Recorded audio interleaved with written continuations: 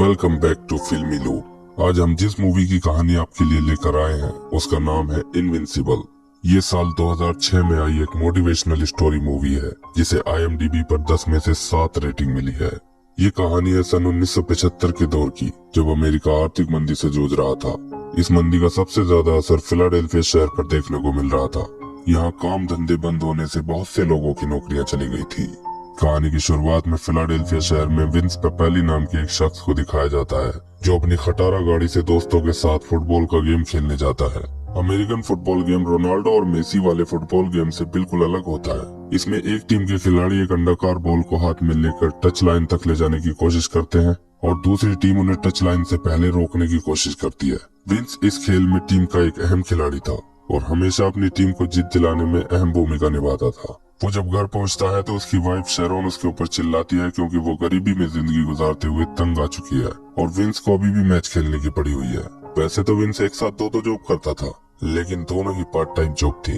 वो शाम को बारटेंडर की जॉब करता था और हफ्ते में 2 दिन एक स्कूल में पढ़ाने जाता था। फिर भी दोनों को मिलाकर उसके महीने भर का खर्च बड़ी मुश्किल से निकल पाता था। विंस शेरोन को भरोसा दिलाता है कि जल्दी ही उनके भी अच्छे दिन आएंगे, लेकिन शेरोन उससे पूछती है कि आखिर वो वक्त कब आएगा। अगले दिन विंस स्कूल में बच्चों को पढ़ाने के अपने काम पर जाता है, लेकिन आज क्लास में उसकी जगह कोई दूसरी टीचर पढ़ा रही होती है। तभी प्रिंसिपल विंस को अपने ऑफिस में बुलाकर बताता है कि उसे नौकरी से निकाल दिया गया है। विंस को वैसे ही हफ्ते में सिर्फ 2 दिन काम करने का मौका मिलता था और आज ये नौकरी भी उसके हाथ से चली गई थी। शाम को विंस अपने दोस्त मैक्स के बार में बारटेंडर के अपने काम पर जाता है। वो उससे अपने लिए काम के कुछ घंटे बढ़ाने की रिक्वेस्ट करता है क्योंकि अपनी टीचर की नौकरी चली जाने की वजह से वो अपने घर के सारे बिल भी नहीं भर पा रहा था।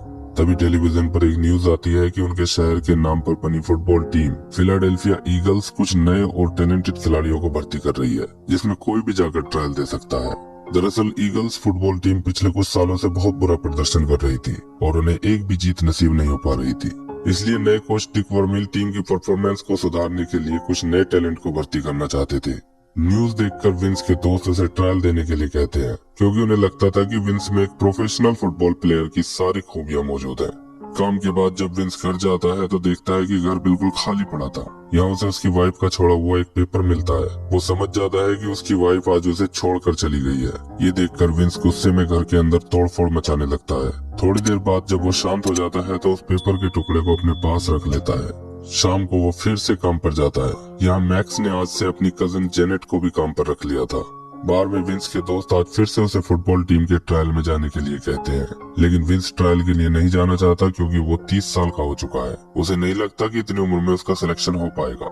बार के बाहर उसका दोस्त टॉमी सीरियस होकर उसे फिर से सिलेक्शन ट्रायल में जाने के लिए कहता है। अपने ऊपर उसका इतना यकीन देखकर विंस चुप हो जाता है और कुछ नहीं कहता। आज काम के बाद वो अपने फादर के घर जाता है और बहुत हिचकिचाहट के साथ उनसे $100 उधार मांगता है क्योंकि उसके पास घर का रेंट देने के लिए पैसे नहीं थे। विंस के फादर की फाइनेंशियल कंडीशन भी कोई ज्यादा अच्छी नहीं थी, लेकिन वो फिर भी उसे पैसे दे देते हैं। विंस उनसे इस बात के लिए माफी मांगता है कि जिस उम्र में उसे उन्हें पैसे देने चाहिए थे, वो उल्टे उनसे पैसे मांगकर उन्हें और परेशान कर रहा है। अब उसके फादर भी उससे ईगल्स के सिलेक्शन ट्रायल में जाने की सलाह देते हैं। वो उसे इस मौके को हाथ से न जाने देने के लिए कहते हैं और चाहते हैं कि वो इस टीम का हिस्सा बनकर उनका नाम रोशन करे। अब वो दिन आ जाता है जब सिलेक्शन ट्रायल होना था। मैदान में ट्रायल देने वालों की भीड़ लगी हुई थी। जब विंस अपना रनिंग टेस्ट देता है तो कोच डिक वर्मील और उनके असिस्टेंट कोच उससे बहुत इम्प्रेस हो जाते हैं क्योंकि विंस की रनिंग स्पीड कुछ प्रोफेशनल एथलीट से भी ज्यादा थी। अब कोच डिक कुछ और टेस्ट कराने के बाद आज का सिलेक्शन ट्रायल खत्म कर देते हैं और सब लोग वापस चले जाते हैं। शाम को विंस जब बार में अपने काम पर होता है तो टीवी पर न्यूज में बताया जाता है कि इतने लोगों में से सिर्फ एक शख्स को ईगल्स टीम के ट्रेनिंग कैंप के लिए सिलेक्ट किया गया है और वो कोई और नहीं बल्कि विंस पेपेली ही होता है। ये देखकर मैक्स और बार में मौजूद विंस के सभी दोस्त खुशी और एक्साइटमेंट में उससे लिपट जाते हैं और मैक्स इस खुशी के मौके पर बार में मौजूद सब लोगों को अपनी तरफ से एक एक ड्रिंक्स पिलाता है। मैक्स की कजिन जेनेट जो एक दूसरी फुटबॉल टीम न्यूयॉर्क जायंट्स की फैन थी, वो भी आज विंस से बहुत इम्प्रेस हो जाती है। काम के बाद बाहर आकर मैक्स विंस को अपनी तरफ से कुछ पैसे देता है और उससे अपना पूरा ध्यान ट्रेनिंग कैंप पर लगाने के लिए कहता है। विंस ये पैसे लेने से मना करता है, लेकिन मैक्स उसे जबरदस्ती पैसे दे देता है। अब वो जैसे ही घर के लिए जाने लगते हैं तो एक बड़े चैनल का टीवी रिपोर्टर वहाँ विंस का इंटरव्यू लेने के लिए आ जाता है। विंस पहले तो इंटरव्यू देने से मना करता है, लेकिन अपने दोस्त मैक्स की खुशी देखकर वो एक छोटा सा इंटरव्यू दे देता है, क्योंकि वो जानता था कि इससे मैक्स का बार टीवी पर आने से फेमस हो सकता है। इसके बाद वो जेनेट को उसके घर तक छोड़कर अपने घर चला जाता है। 2 दिन बाद ट्रेनिंग कैंप शुरू होना था, इसलिए विंस आज से ही रातों को उठकर कई कई घंटे तक रनिंग करना शुरू कर देता है। ट्रेनिंग के दिन वो टाइम से ट्रेनिंग कैंप पे पहुंच जाता है। यहाँ सारे सीनियर और प्रोफेशनल प्लेयर्स थे। कोच डिक वर्मिल सारे खिलाड़ियों को एक जगह बुलाते हैं और कहते हैं कि यहाँ उनके लिए कोई नया और कोई सीनियर खिलाड़ी नहीं है, वो सबको एक नजर से देखेंगे और ट्रेनिंग कैंप में जो भी अच्छा परफॉर्मेंस दिखाएगा उसी को NFL यानी नेशनल फुटबॉल लीग टूर्नामेंट में खेलने के लिए टीम में जगह दी जाएगी। विंस को लग रहा था कि इतने सीनियर खिलाड़ियों के साथ ट्रेनिंग में उसे पहले ही दिन वापस भेज दिया जाएगा, लेकिन जब ट्रेनिंग शुरू होती है तो विंस का अच्छा परफॉर्मेंस देखकर कोच उसकी तारीफ करते हैं। ये बात टीम के कुछ सीनियर खिलाड़ियों को बहुत बुरी लगती है और अब विंस उनकी आंखों में खटकने लगता है। ट्रेनिंग के बाद असिस्टेंट कोच विंस को उसका रूम दिखाकर चला जाता है। इधर लॉकर रूम में जब सीनियर खिलाड़ी कपड़े बदलने के लिए आते हैं तो वहाँ उन्हें विंस का वो पेपर मिल जाता है जो उसकी वाइफ घर छोड़कर जाते वक्त उसके लिए लिख कर गई थी। अगले दिन ट्रेनिंग में वो सीनियर खिलाड़ी मिलकर सिर्फ विंस को ही टारगेट करके उसे हरा देते हैं। उनमें से एक सीनियर खिलाड़ी विंस के सामने वही बातें कहता है जो उस पेपर के टुकड़े पर लिखी थी, कि विंस जिंदगी में नाम और पैसा कुछ नहीं कमा सकता। विंस ये सुनकर उस सीनियर खिलाड़ी से भिड़ जाता है, जिसके बाद स्टाफ और असिस्टेंट कोच को मिलकर उनका बीच बचाव कराना पड़ता है। अब कोच डिक वर्मिल खिलाड़ियों की परफॉर्मेंस के आधार पर अगले लेवल की ट्रेनिंग के लिए एक शॉर्ट लिस्ट तैयार करते हैं, जिसके बाद उनका असिस्टेंट एक एक करके उन सभी खिलाड़ियों के रूम में जाता है जिन्हें अगले लेवल के लिए सिलेक्ट किया गया था। इधर विंस अपने रूम में बहुत परेशान सा बैठा होता है, क्योंकि उसे लग रहा था कि आज उसे ट्रेनिंग कैंप से वापस भेज दिया जाएगा। लेकिन तभी असिस्टेंट कोच उसका दरवाजा खटखटाकर उसे बताता है कि कोच ने उसे बुलाया है। विंस समझ जाता है कि अगले लेवल के लिए उसका सिलेक्शन हो गया है। ये न्यूज टीवी पर भी आती है, जिसे देखकर उसके दोस्त बहुत खुश होते हैं। ये न्यूज देखकर जेनेट विंस को फोन करके उसे बधाई देती है। अगले प्रैक्टिस सेशन में एक बार फिर से विंस अपने सीनियर खिलाड़ी के साथ रनिंग टेस्ट में हार जाता है, इसलिए वो अपने कुछ सेफ्टी गार्ड्स उतार देता है, क्योंकि इनकी वजह से वो ठीक से दौड़ नहीं पा रहा था। इसके बाद आज दूसरे टेस्ट में वो अपने सीनियर को बराबर की टक्कर देता है। इसमें उसे कुछ चोटें भी लगती हैं, लेकिन एक लेवल पास करने के बाद विंस वापस नहीं जाना चाहता था। अब वो ईगल्स टीम में अपना सिलेक्शन कराने के लिए किसी भी हद तक जाने को तैयार था। वो अपने फादर, अपने दोस्तों की उम्मीद पर खरा उतरना चाहता था और अपनी वाइफ को गलत साबित करना चाहता था। आज रात को वो जेनेट को अपने साथ डिनर के लिए ले जाता है। दरअसल वो जानना चाहता था कि जेनेट के दिल में उसके लिए कोई फीलिंग्स है या नहीं। वो उससे साफ साफ ये बात पूछ लेता है। जेनेट को इतनी जल्दी इस बात की उम्मीद नहीं थी। वो उसे पसंद करती थी, लेकिन फिलहाल वो उससे कहती है कि उसे नहीं पता था कि एक डेट है। वो उससे फिर कभी डिनर पर मिलने का वादा करके यहाँ से चली जाती है। इसके बाद विंस ट्रेनिंग कैंप वापस चला जाता है। आज यहाँ उसकी मुलाकात डैनी फ्रैंक नाम के एक सीनियर खिलाड़ी से होती है, जो हर रोज दूसरे खिलाड़ियों को उसे परेशान करते हुए देखता था और उसे ये सब देखकर अच्छा नहीं लगता था। डैनी उसे आज एक ट्रिक बताता है, जिससे गेम शुरू होने से पहले सामने वाले खिलाड़ी के हाथों की उंगलियों के मूवमेंट को देखकर उसके अगले एक्शन का पता लगाया जा सकता है। अगले दिन फिर से प्रैक्टिस शुरू होती है, जिसके आधार पर कोच डिक आज 40 में से सिर्फ 5 खिलाड़ियों को चुनने वाले थे। इस टेस्ट में विंस डैनी की बताई ट्रिक को आजमा कर देखता है और अपने सामने वाले खिलाड़ियों की उंगलियों के मूवमेंट को पढ़ने की कोशिश करता है। इस ट्रिक से विंस को बहुत मदद मिलती है और आज वो अपने सीनियर को बराबर की टक्कर देने में कामयाब रहता है। इस तरह विंस का नाम प्री सीजन मैचों में खेलने वाले खिलाड़ियों की लिस्ट में शामिल हो जाता है। प्री सीजन मैच ऐसे ही होते हैं जैसे क्रिकेट में वर्ल्ड कप से पहले प्रैक्टिस मैच होते हैं, लेकिन जब प्री सीजन मैच शुरू होते हैं तो उनकी टीम फिलाडेल्फिया ईगल्स 6 में से एक भी मैच नहीं जीत पाती और विंस भी इन मैचों में कोई खास परफॉर्मेंस नहीं कर पाता। टीवी न्यूज वाले कोच डिक वर्मिल की खूब मजाक बनाते हैं और सभी ईगल फैंस को एक बार फिर से मायूसी का सामना करना पड़ता है। विंस को लगने लगता है कि अब उसे आगे के लीग मुकाबलों में खेलने का मौका नहीं मिलेगा। विंस अपने फादर से मिलने उनके घर जाता है और यहाँ पता चलता है कि उसके फादर की भी नौकरी चली गई है।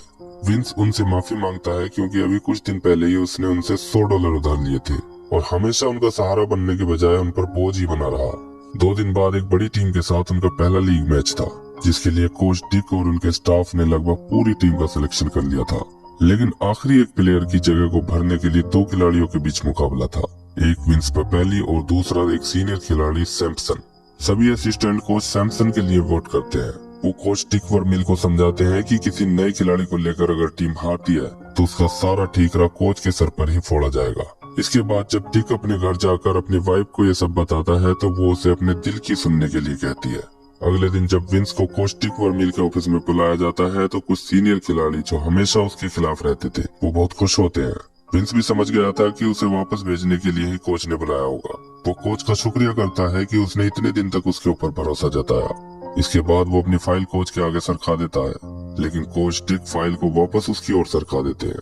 इसका मतलब कोच डिक ने अपने दिल की सुनकर विंस को ईगल्स टीम के लिए सिलेक्ट कर लिया था। इसके बाद विंस अपने दोस्त टॉमी को गाड़ी खराब होने के बहाने से बुलाकर सबसे पहले उसे ही ये खुशखबरी देता है, क्योंकि एक वही था जिसे विंस के ऊपर सबसे ज्यादा भरोसा था और उसी ने विंस को ईगल्स के ट्रायल में जाने के लिए सबसे ज्यादा मोटिवेट किया था। अब यहाँ से वो दोनों दोस्त मैक्स के बार में जाते हैं, जहाँ ये खुशखबरी मिलते ही एक जश्न का माहौल बन जाता है। विंस के फादर को जैसे ये बात पता लगती है तो वो बार में ही आकर उसे गले लगा लेते हैं और आज वो खुशी में अपनी तरफ से सबको ड्रिंक्स पिलाते हैं।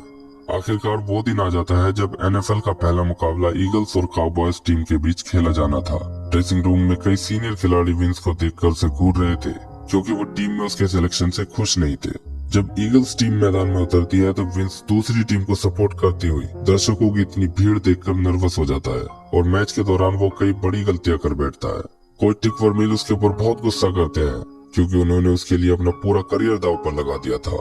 आखिरकार ईगल्स ये मैच हार जाते हैं और इस हार से डिक पर बहुत दबाव आ जाता है, क्योंकि टीवी पर हर जगह यही न्यूज चल रही थी कि ईगल्स टीम को अच्छे खिलाड़ियों की जरूरत है, न कि किसी 30 साल के बारटेंडर की। विंस भी अपने परफॉर्मेंस से बहुत अपसेट था। शाम को वो कार से अपने दोस्तों के पास जाता है जो बार के पीछे खाली मैदान में फुटबॉल मैच खेल रहे थे। विंस गाड़ी में ही बैठकर दूर से उनका मैच देखने लगता है, लेकिन जॉनी उसे देख लेता है और उसे मैच खेलने के लिए बुलाता है, क्योंकि उनकी टीम बुरी तरह हार रही थी। पहले तो विंस मना कर देता है, क्योंकि अगले हफ्ते उसका मैच है और मैच से पहले वो चोटिल नहीं होना चाहता था। लेकिन थोड़ी देर बाद बारिश होने लगती है और वो कार से बाहर निकलकर अपने दोस्तों के साथ खेलने लगता है। अपने दोस्तों के साथ ये मैच खेल कर विंस की सारी उदासी दूर हो जाती है और इस जीत से उसके अंदर एक कॉन्फिडेंस आ जाता है। मैच के बाद विंस अपने घर की ओर जाता है तो घर के बाहर उसे जेनेट उसका ही इंतजार करती हुई मिलती है। उस दिन डिनर पर विंस ने उसे अपनी फीलिंग्स बताई थी और आज वो विंस को अपनी फीलिंग्स बता देती है कि वो भी उससे प्यार करने लगी है।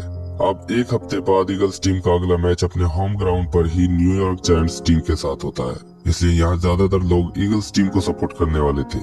ईगल्स के सपोर्टर्स अपनी टीम की सिर्फ एक जीत के लिए तरस गए थे।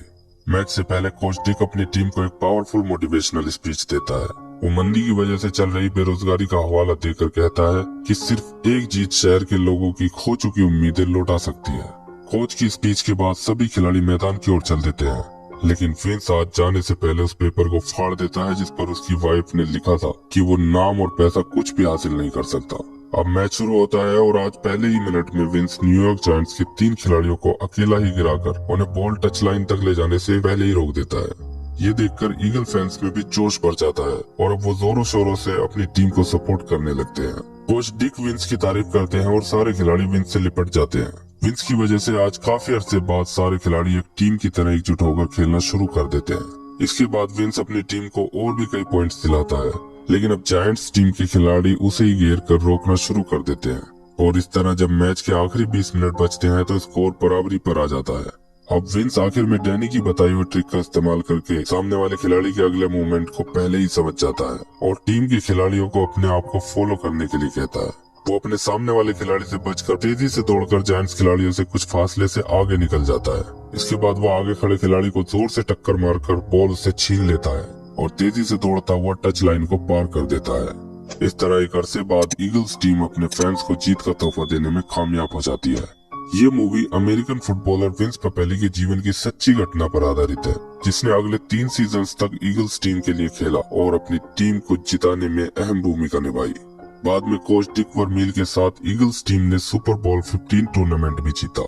इस तरह विंस पपेली की मेहनत और कोच डिक वर्मील के उसके ऊपर विश्वास की बदौलत ईगल्स टीम का सुनहरा दौर फिर से लौट आया। इसी के साथ ये मूवी एंड हो जाती है।